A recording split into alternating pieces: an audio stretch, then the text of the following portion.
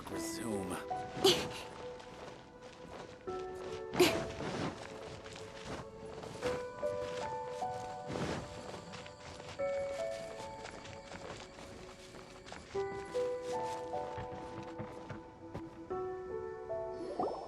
Oh my god, I can't believe my eyes. How can she lift that massive rock all by herself? She's gotta be one of— Oh, mighty Adeptus, please give me your blessing so that in the coming— This is top tier in size and quality, and the condition it's in is quite simply immaculate. I'm going to award you full marks for the Sunset Vermilionite item. May I take your name? My name isn't important. I'm not even here to compete. I was just delivering this for some other people. They should be here any minute now. Shenhua, and Ningguang's little helper. Ah, so you're the ones behind this. No wonder. The rarest talent turns in the rarest plastrite specimen. But I have to correct you on one point. It's not helper, it's secretary. Okay then, Miss Secretary, what do you think of the rock we found? Pretty amazing, right? In truth, it is the finest piece of plastrite we have received so far. If everything goes according to plan, we will use this piece in the foundation of the Jade Chamber, which will enable us to proceed to the next stage of construction. As a side note, Lady Ningguang has rented some dwellings in the nearby area to serve as accommodations for the contestants. If you need a place to rest, you are welcome to stay there. Now, please excuse me. As you can see, there is still a lot of work to do on the building site. Shenhua, just now on the way over, pretty much everyone was singing your praises. Oh, really? What kind of reaction is that? So strange. Aren't you happy about it? Whenever Paimon gets praised, Paimon can't help but hold her head up high and break into a big smug smile. I've had similar compliments before. They call me an Adeptus, treat me with great deference and respect, as if I'm set apart from the common folk. Yeah, 'cause that's how Adepti are. At least the ones we've met are pretty unique and reclusive, too. Way different than normal people. But I am not... Shenhua?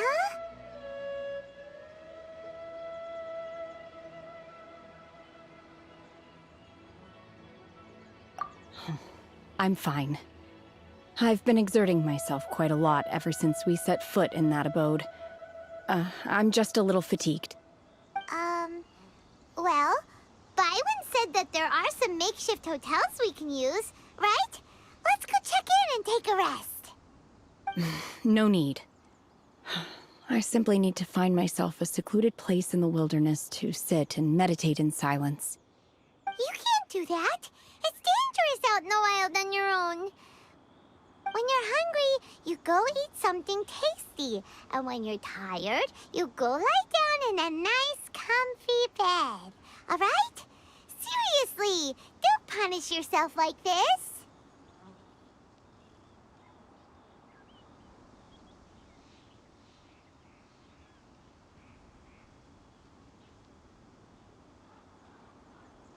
Okay. If you insist. Great! Now we're talking. Let's head to our hotel.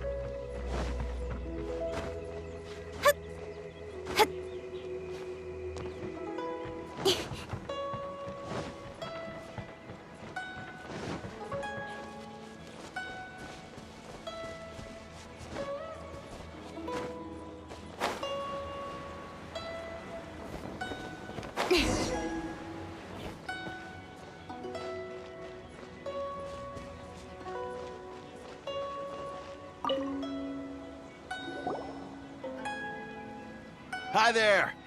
Checking in, are we? You're just in time. We only have 2 rooms left. Since this was chosen as the building site for the new Jade Chamber, we've had a constant stream of people in this area. And not just workers either. Visitors, business people, tea sellers, all sorts. So, business is booming for me today. Very few vacancies. You're lucky you got here when you did. Great! One of your rooms is still being cleaned. I guess it should be ready within the hour. The other room is just through the door on the left. Here are your keys. All right. Hope you enjoy your stay. Please excuse me, I'll leave you to it. Shenhua, you should go get some rest.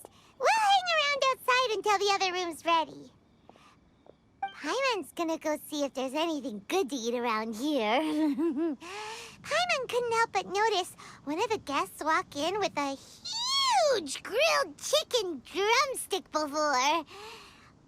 Let's buy one for Shenhua, too. She can have it as a midnight snack. Or save it for breakfast tomorrow. All right. I will head to my room for now. If you need anything, don't hesitate to disturb me. I'm a light sleeper. I will hear if you knock on the door.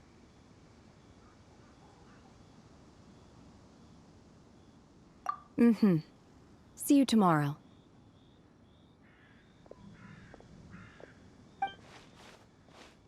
Hey, isn't that Cloud Retainer? What's she doing here? Let's go and say hi.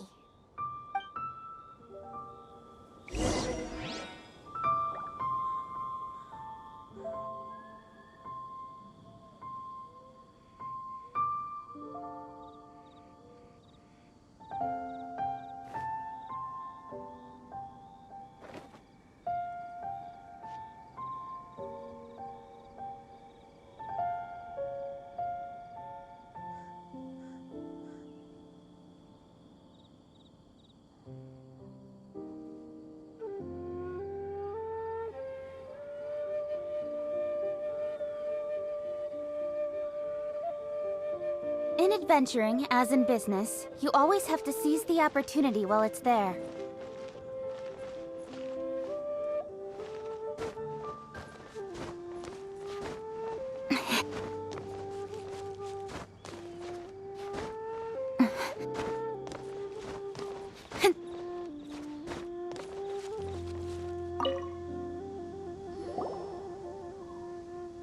One trusts you have met Shenhe.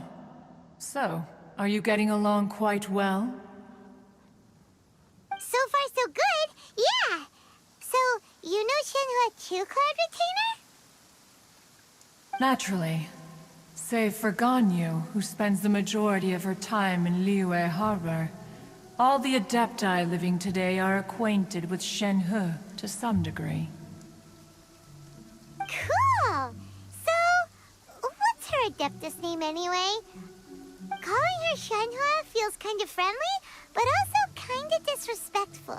So Paimon's thinking maybe it'd be better if we called her by her Adeptus name instead. Her Adeptus name? Why, pray tell, would Shenhe have an Adeptus name?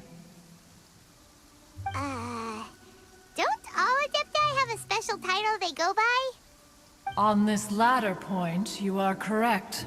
However, Shenhe is human. Oh, right. Wait, what? What? You knew already? So is Paimon the only one who didn't know? Do you mean to say that she presents differently from ordinary human beings? Well, to start with, her problem-solving methods are extremely direct. Ah, yes. She was like this all those years ago when one first met her. In this respect, she has not changed. One first found Shenhe by chance in a cave. One was passing by and sensed the presence of a god's remains. Being of an ever-vigilant disposition, one entered immediately to inspect the scene. Inside was Shen-He, then aged around 6 years old. In her hand, she held a dagger with which she was confronting a monster that was the god's remains incarnate. That sounds so dangerous. When one arrived, she had already been locked in confrontation with this monster for several days. Most mortal children are fragile, both physically and mentally, and are highly reliant on their parents for survival. But not so her. That she was able to endure such terrible danger was due not only to her strong willpower, but also to the bloodlust and homicidal instinct with which she was born. One dealt with the monster, yet she still refused to lower her guard. She even pointed her dagger in one's direction and remained ready to strike. Only after she was satisfied that one had no intention to cause her harm did she finally relent. She then passed out without uttering a single word. In other words, if you hadn't passed by that day, Shen-He might have... Not necessarily. Upon one's arrival, one could sense that the god's wrath was gradually receding. Even had the stalemate continued, one suspects that Shen-He may have still emerged the victor of the confrontation. That's still so dangerous, though. Why was a tiny little kid battling against the wrath of a god in the first place? Alas, the mortal world is rife with suffering of every kind, and she had experienced her fair share of this, even at a tender age. Seeing that she was homeless, one decided to adopt her. Indeed, it is one to whom she refers. Shen-He has an extraordinary constitution, making her well adapted to practicing the Adepti arts. All the Adepti cherished her talents, and so we were willing to train her. However, her homicidal urges did not subside with age.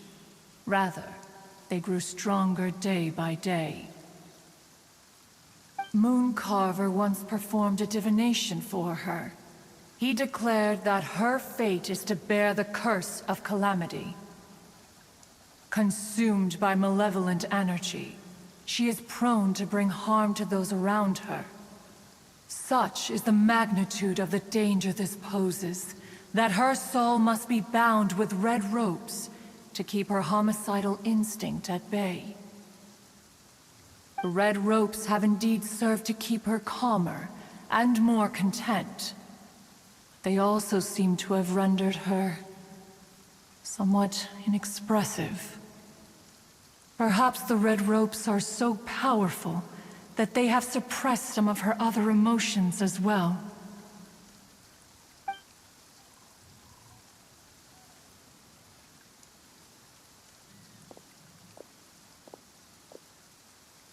It is only by fate that people's paths may cross.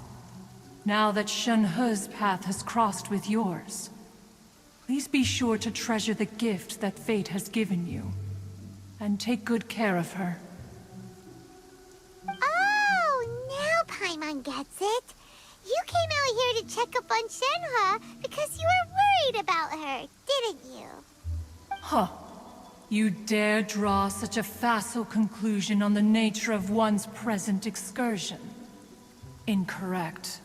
The truth is that while Liyue Harbor may seem peaceful today, danger is always lurking in the shadows.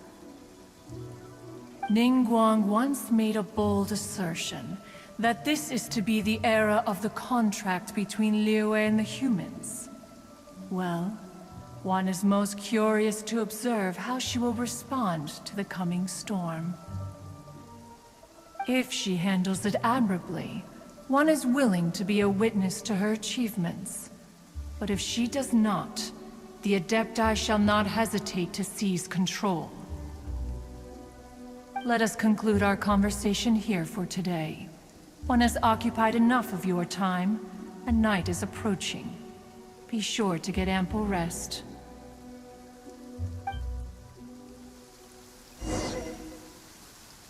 So, Shenhua isn't an Adeptus after all. She just grew up around the Adepti. Oh, no wonder she doesn't like being treated as an Adeptus. Having everyone falling over themselves to show their respect all the time must be kind of hard to deal with.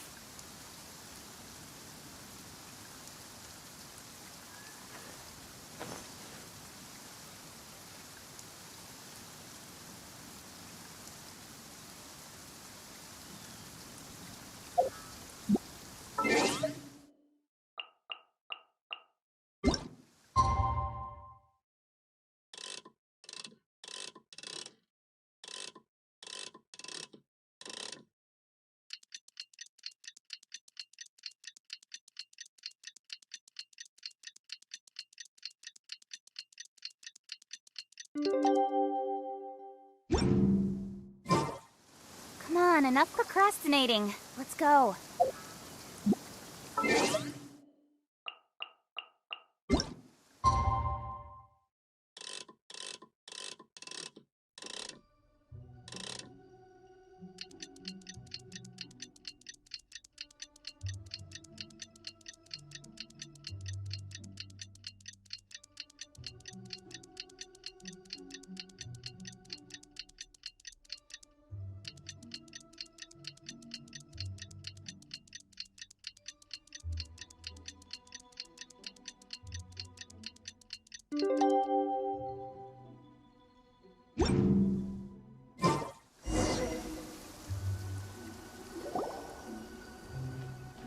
Hey, so, Shenhua, Master has relayed my situation to you, I take it. oh? How did you know? I'd intended to wait until you came back before going to sleep, but I didn't hear you come in. I was worried that something may have happened to you, so I went outside to check and caught sight of my master. On top of this, you have been acting very strangely around me this morning, causing me to suspect that my master must have told you everything about me. After all, Master is very talkative. Sorry, Shenhua. Paimon had you down as an Adeptus this whole time, but it turns out Paimon was wrong. It's okay. I don't mind. The fault is mine for not explaining everything to you sooner, because in my experience, trying to explain is a futile pursuit. Still, though you mistook me for an Adeptus, you never treated me as distant and unapproachable. Instead, you treated me as you would a friend. For this, I am very grateful indeed. To be fair, we've met our fair share of real Adepti, too. Anyway, now it's settled. From now on, you're our friend. Whether you're an Adeptus or a human isn't the important thing. First and foremost, we're just plain old friends. Got it. Although I don't know quite what it entails in terms of what I have to do, I must say I like the title friend very much indeed. Great! Well, now that we're all rested up, we should start searching for the other 2 items on the list. But before we do that, let's go to the building site and ask Ningguang's little helper how the progress is going. After all, Sunset Vermilionite is so rare. Paimon doubts many competitors will really be able to find any. If it turns out some of them have given up already, we'll be able to take things a little more slowly. Oh, and another thing. We bought some grilled chicken drumsticks on the way back last night. There was a place just outside. Here's one for you, Shenhua. Try it! They're so good. I concur. It has a rich flavor, far more agreeable than those I've cooked for myself in the wilderness in the past.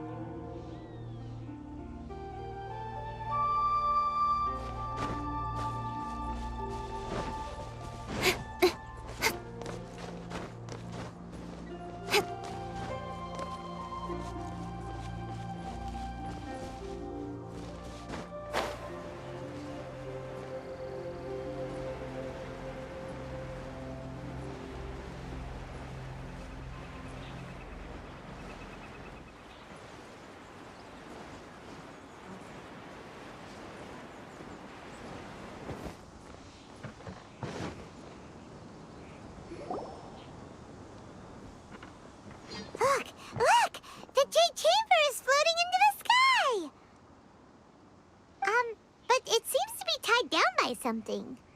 That's because it's not finished. Hey, Bywin! And hey, Beto! And hey, person Paimon doesn't know? Given the enormous scale of the Jade Chamber, we split the construction work into 2 phases to make sure the structure remains balanced. Before we find some suitable plastrite, we build the Jade Chamber's keel at ground level. Once the plastrite is ready, we place it into the keel and let the partially constructed Jade Chamber rise up to the height of the surrounding mountain peaks. The remainder of the construction work is then carried out at that altitude. Once everything is ready, we release the iron tethers and allow the Jade Chamber to rise to its target altitude. Miss Bywin, we've brought some new materials to submit. One moment, I'll be right there. The construction work has only been able to progress this rapidly thanks to the plastrite provided by you. Lady Ningguang is most grateful and looks forward to seeing more of your work. Wow, can't believe you sourced the plastrite so quickly. It's the key piece of the puzzle. Looks like you beat us to the punch. Beto, you're joining the Jade Chamber contest too? Sure am. I happened to get my hands on a chunk of sunset vermilionite on a voyage a while back, so I figured I'd bring it over. Huh. So even though it's rare, we're not the only ones who managed to get a hold of it. Oh, I've got some introductions to do. This is the renowned Miss Yun, or Yunjin, probably the most famous figure in the Liyue opera scene. Greetings. These two are Paimon and the Traveler, both good buddies of mine. And this is... sorry, not sure we've met. Shenhe. I am their... friend. Good to meet you. A friend of a friend is my friend too. Or, as I like to say, a mate of a crewmate is part of the crew. Miss Yun is also here for the contest. Turns out she needed to borrow a boat, so we came together. It's an honor to finally meet you both. I've heard much about you. Miss Shenhe, though we are only meeting for the first time, I have a feeling that we will get along very well indeed. To be honest with you all, I am in great need of this opportunity to ask Lady Ningguang a question. That's why I joined the contest. Thanks to my father's connections, I was able to acquire a specimen of the plastrite required. Fortunately, it was approved for submission, despite being a little on the diminutive side. Wow. So it looks like the 3 of us are competitors now. Excuse me for prying, Miss Shenhe, but are you competing as well? No, I don't have any questions for Ningguang. I just wanted to help him win. In that case, I have a proposal to make. Lady Ningguang said that the first 3 contestants to procure all 3 materials will be awarded the chance to ask a question. Well, there are 3 teams here. We can split the prize between us. Instead of competing against each other, we could work together to secure the top 3 places between us. What do you think? Sounds great, but how does it change things exactly? I think I see where you're going with this, Miss Yun. The plastrite was the most difficult item to source by a long shot. Luckily, all 3 of us managed to get our hands on it. The 2 remaining items aren't quite so rare, so as long as one of us finds a way to source it, the other 2 can hop on the bandwagon. How'd I do? Is that what you had in mind? Precisely. Huh. Interesting approach. Okay then. All right, I'll go first. I have some leads on these wonder cores. From what I've heard, the core itself is really not that difficult to make. The hard part is getting hold of the ore used as raw materials. I'm gonna head back to the ship and ask Suling if he's heard of them. You guys... We will head into town and seek advice from Master Zhang of Hanfeng's Ironmongers. Thoughts? Wonderful. We'll split into teams then, and whoever makes progress first brings all of us a step closer to victory. I'm gonna take off. See you later! Okay, let's go! By the way, what question are you gonna ask Ningguang Yunjin? I'm looking for a venue to host the performance of our new opera. Lady Ningguang has excellent judgment, so I would like to hear her opinion. Ooh, what's the opera called? Paimon wants to go see it. The opera is a labor of love by my father. He wrote it based on a popular urban legend about an evil spirit and an adeptus. It's called The Divine Damsel of Devastation.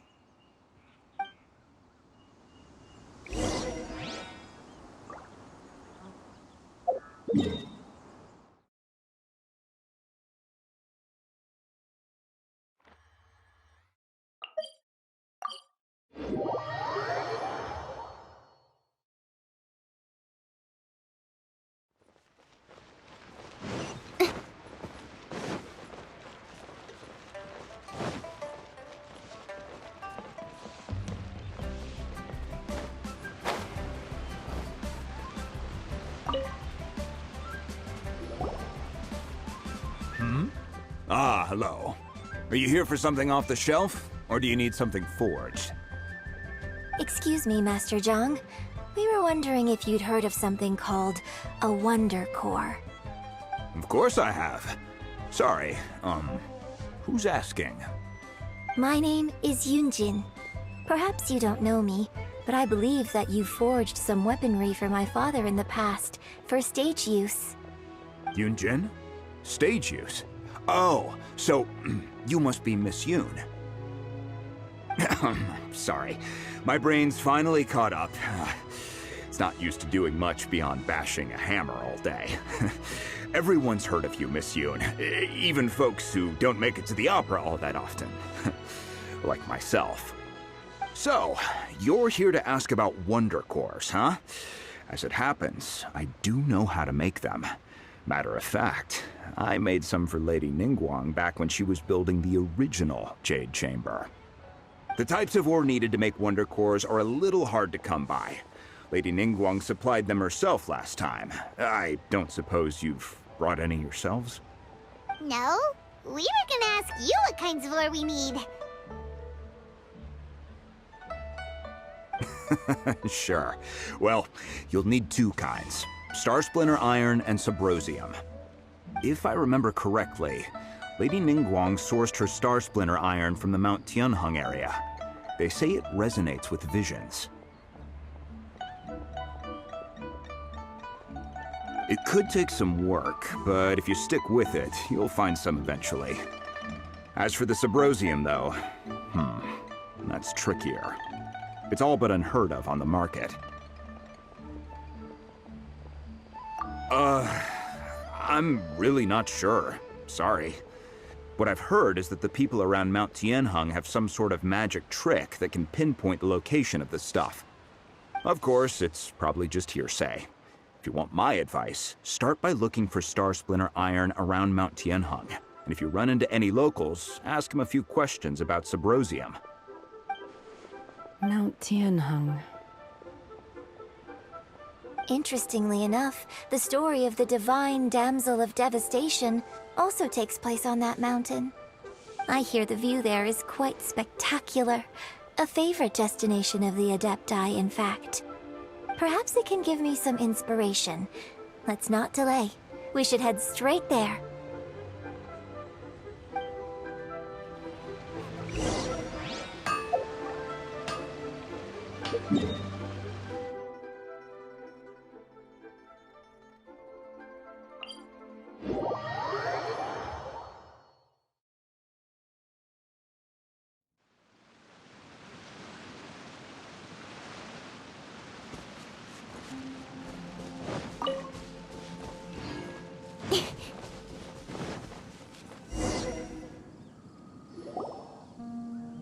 I came to Mount Tianheng once with my father as a child.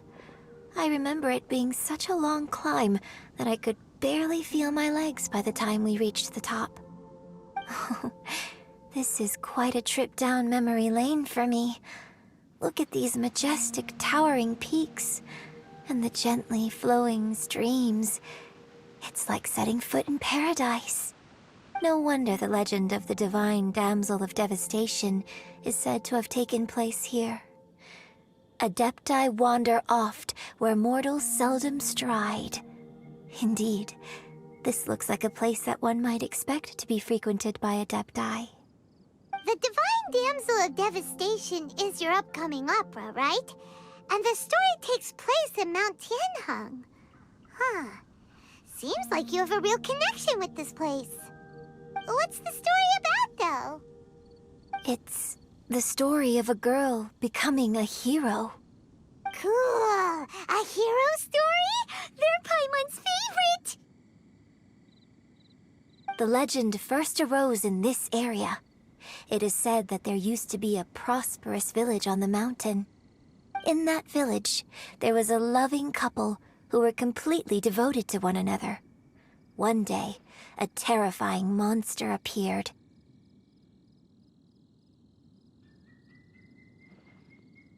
The wife was out collecting herbs and was captured by the monster. Her husband was so distraught at the news that it broke his spirit and drove him to madness. The vile and vicious monster told the villagers, "If you want to live, you must sacrifice a child to me." What a nasty piece of work! Ugh. Paimon sure hopes this monster gets put in its place! But the monster was so terrible and so strong that all within the village were terrified of it. They had no choice but to give in to the monster's demand. Just while they were discussing whose child would be given over to the monster, a little girl suddenly stood up and came forward. No! Don't do it, little girl! Unbeknownst to anybody else, she was concealing an exorcist's blade. She approached the monster's lair, feigning fear and trepidation. When she finally arrived, she courageously drew her sword and entered into a fierce struggle with the monster, from which she eventually emerged as the victor. Her extraordinary abilities drew the attention of the Adepti, and they took her as one of their own. Her story became the stuff of legends. But alas, the paths of mortals and Adepti seldom cross, and she would never again re-enter the mortal world.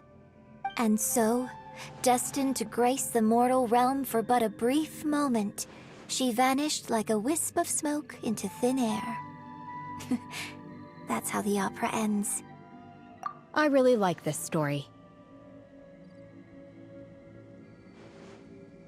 But I personally think that perhaps the little girl was not as brave as the opera makes her out to be. I'm not sure she deserves all the praise she is given. I've never considered that before. Opera is always an interpretation of the events it purports to portray.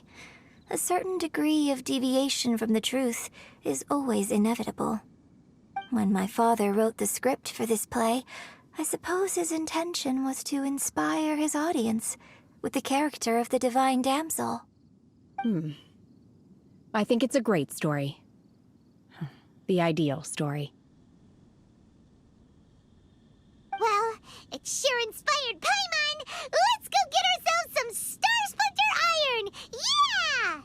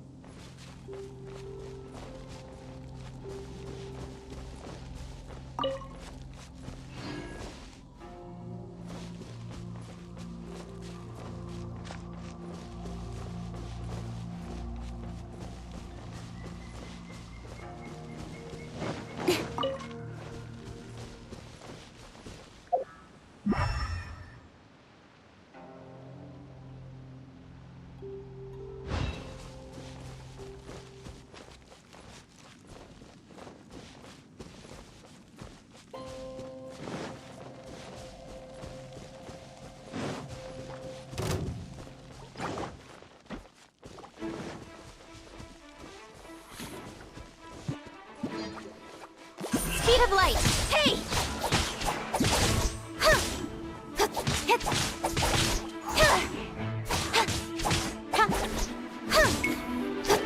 lucky that time. Quake!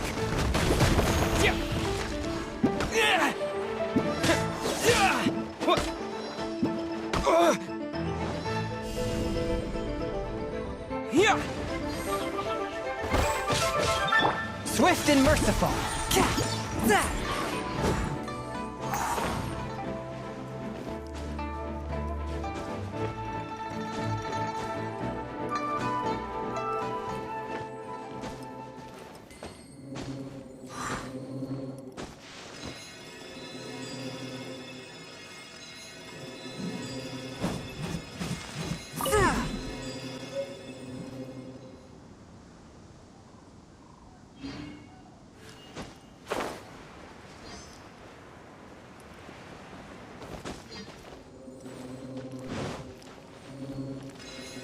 This should be enough Star Splinter iron.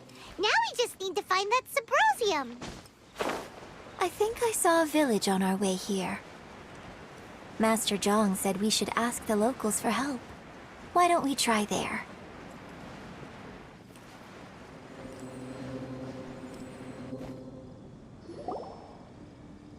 Hey, there really is someone here.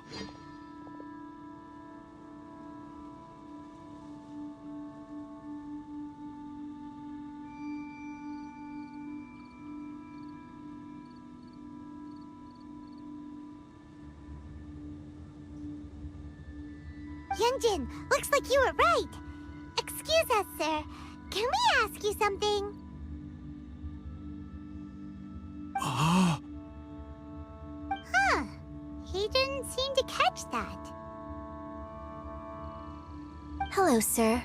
We were just passing by and wanted to ask if you happen to know anything about Subrosium.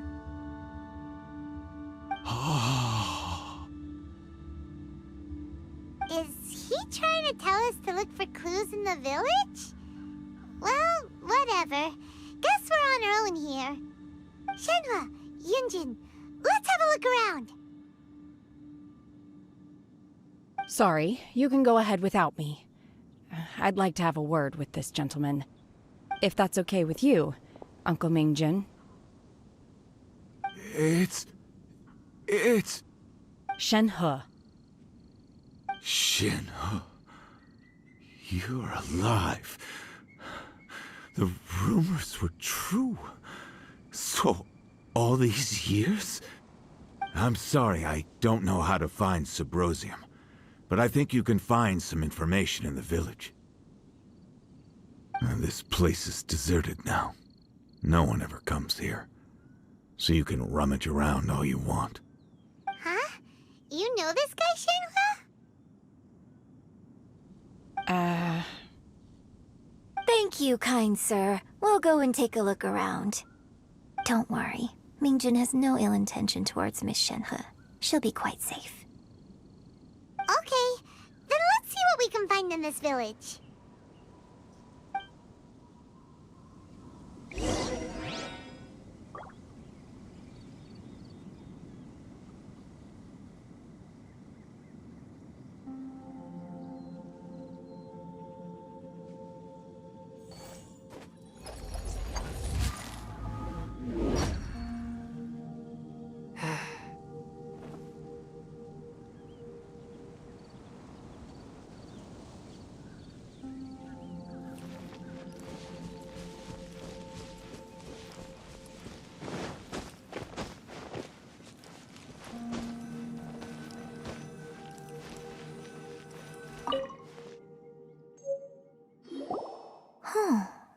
What's this?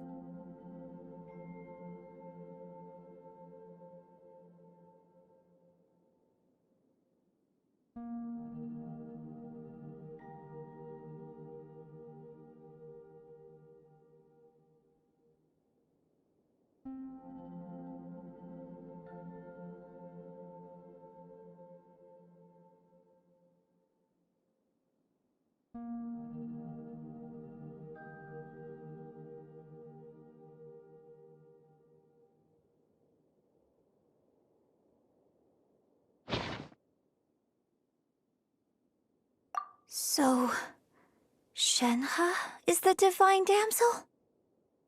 Now that I think about it, she does behave rather like an Adeptus, and she is about the right age. So that's why I've been getting the strangest feeling whenever I chat with her. I should have noticed it earlier. According to this text, the divine damsel from the opera was actually the daughter of the loving couple. And she didn't volunteer. She was sacrificed to the monster by her own father. Oh. The truth is even more lamentable than the opera. Now I understand why Shenhe said the girl was not as brave as people think. It wasn't her choice to enter that ghastly situation. She was forced into it. Oh. It looks like my father may need to make a few revisions to his beloved opera.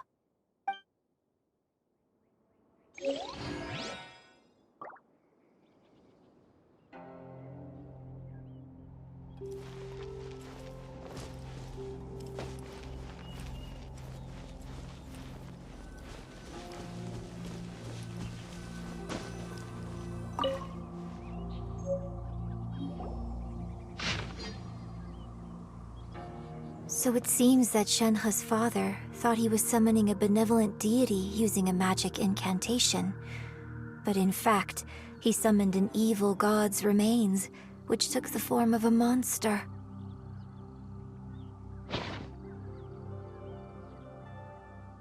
His obsessive yearning for his deceased wife led to a terrible tragedy. The villagers moved away in fear, without ever learning the truth. And now, this place is deserted. Still, I do wonder what the connection is between Shenhe and Mingjun.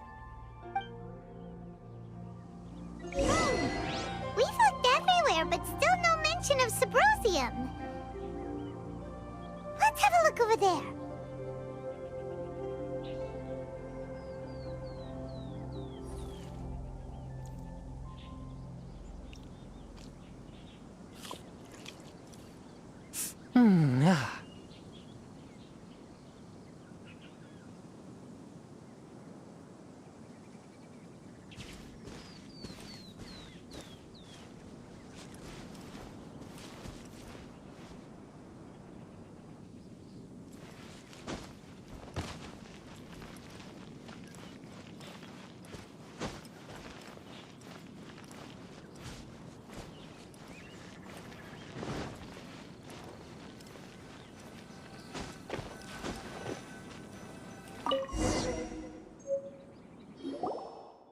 This is it!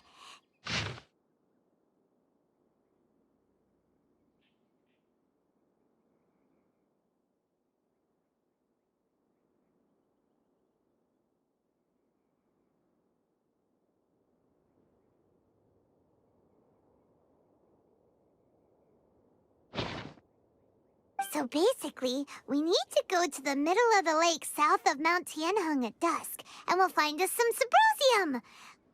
Let's go back and tell Shenhe the news!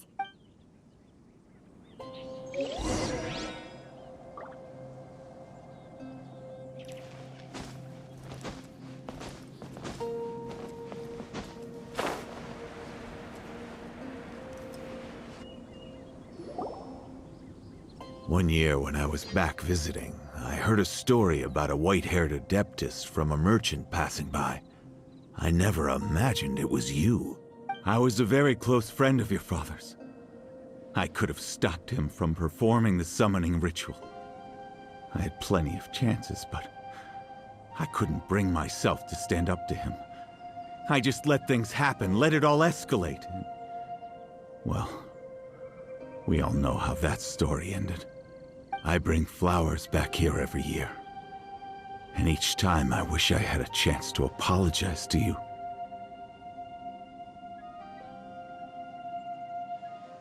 Apologize for what? If you'd stopped him, he'd only have found another way. There is nothing he wouldn't have done for his true love. Nothing. Do you still hate him? I don't know what I feel. I'm told my fate is to bear the curse of calamity, so my master bound my soul with red ropes to curb my aggression. But It also dampened my emotions, making me dispassionate, like the Adepti. So if you ask me how I feel about the past, if I hate my father or not, the truth is, I feel nothing at all. It must have been so tough for you all these years. Shenhe, we're back!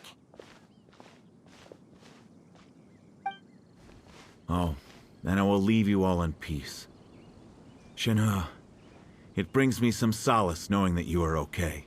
I'll tell you more about the old times next time we meet. Thanks, mister. We found some info in the end.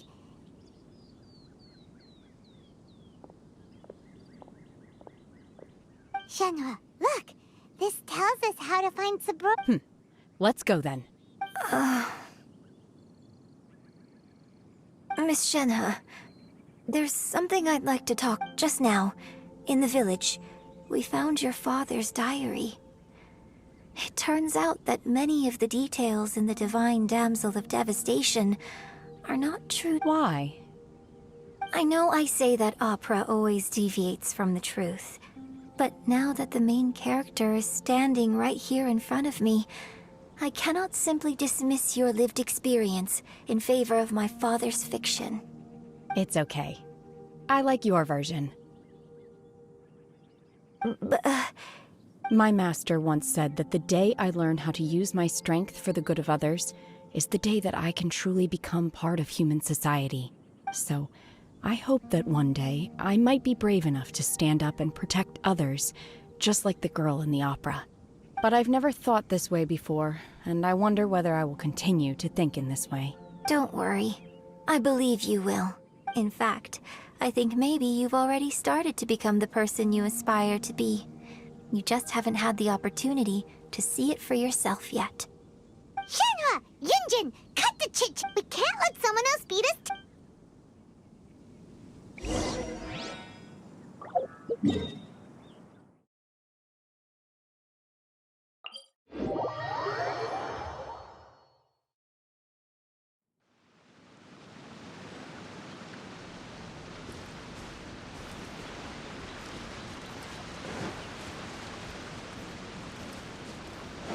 I ride on wind and cloud alike.